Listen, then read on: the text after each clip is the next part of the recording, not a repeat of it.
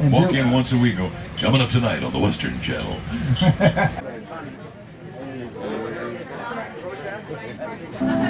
Superman. In honor of Bob Dougherty's birthday, we're going to sing Waltzing Matilda, everybody.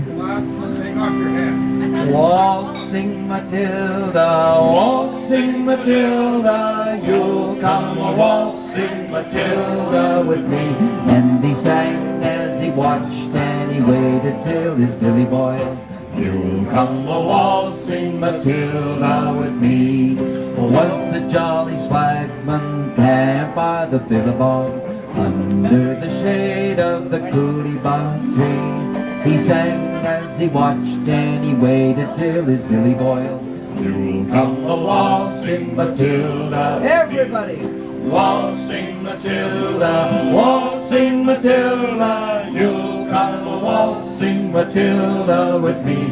And he sang as he watched and he waited till his billy boiled. You'll come a waltzing Matilda with me. We're also doing this for Peter Pilgrim, our Channel 9 helicopter pilot from Australia, who we lost in a helicopter crash not long ago. Peter, we always sing Waltzing Matilda for him too. Now up came a jump buck to drink at the billabong. Up jumped the swagman and grabbed him with glee. He sang as he stuffed that jump buck in his tucker bag. You'll come a waltzing Matilda. Here's where I need you. Waltzing Matilda, waltzing Matilda, you'll come a waltzing Matilda with me. And he sang as he stuffed that jump buck in his tucker bag. You'll come a waltzing Matilda with me. Up rode the squatter, mounted on his thoroughbred. Up, it's not a waltz. Up came the squatter, mounted on his thoroughbred. Up came the troopers, 1, 2, 3. Whose is that jump buck you got in your tucker bag? You'll come a waltzing Matilda with me. Waltzing Matilda, waltzing Matilda, you'll come a waltzing Matilda with me.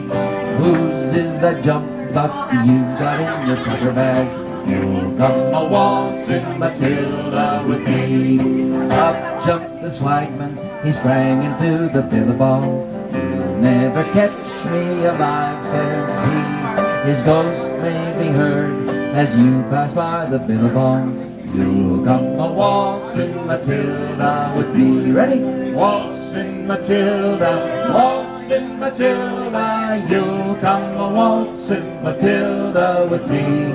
His ghost may be heard as you pass by the billabong. You'll come a waltzing Matilda with me. Happy birthday, Bob! Thank you. Today you can say anything. Yeah, I can say anything I like. So anyway, this is a story about braces, which in this country you guys call suspenders. And everybody has a member of their family who gets a bit gabby, and in my case it was my uncle. And he knew a tale or two, and some were based on pure fact, but some were not quite true. And one tale he told that always brought a smile to my face was the tale of Billy Carpenter and Smith's elastic brace. Now, it was in the 1860s up in Queensland, I recall, when men used to wear braces so their trousers wouldn't fall. Till Smith invented something he was sure would take their place, made from one piece of elastic. So he just called it a brace. Now, the elastic in this brace was a super stretchy blend. It could stretch from Perth to Darwin with a detour via Hill End. But before he started selling them, he gave one a short trial, and he got his mate Bill Carpenter to wear one for a while. Now Bill wore this brace outside his coat for all the world to see. But when travelling home from town one day, it got caught on a tree. And Bill's faithful mount kept galloping along its homeward course, and the elastic stretched for a quarter mile, then flung him from his horse. That sent him hurtling towards town at twice the speed of sound, which is pretty bloody fast when you're only 10 feet off the ground. Well, he held his arms out just like wings to aid him in his flight, and the wind caught underneath his coat and gave him extra height, and he sailed over the blacksmith shop, and soon became aware that all the travellers in the street were pointing in the air. Is it a bird? Or Superman? Why don't we have a bet? At least we know it's not a plane, they're not invented yet. Well, he sailed over the public school and waved to all the people. But as he passed the Catholic church, the brace caught on the steeple. For a moment, Bill stood still in air. A minor flight delay. Then the elastic pulled and sent him shooting off the other way. Just when it seemed this flight might end and land him in the dust, the brace would catch on something else and give him extra thrust. And for 7 days and 7 nights that brace kept Bill aloft, until he cried, "God, please stop this flight. It's time that I got off." Well, he was sailing in a canyon down 500 foot of cleft when the brace caught on a mallee root, quite old and gnarled and stiff. And Bill felt himself slowing the further he went down until he reached the bottom, landing gently on the ground. He turned to where the brace had snagged and hung his head to cry. And the elastic then contracted, launching Bill into the sky.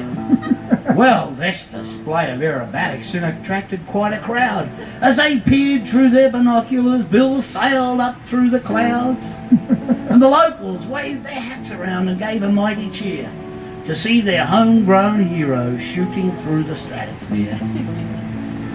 And you can still hear old folks as they stagger out of bars saying, "We can still see Billy floating round amongst the stars."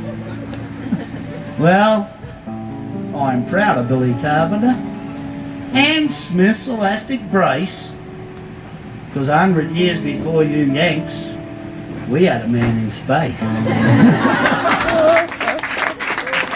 Ladies and gentlemen, Mr. Bob Johnson. And if you like this content, I hope you'll hit the subscribe button for notices for plenty more.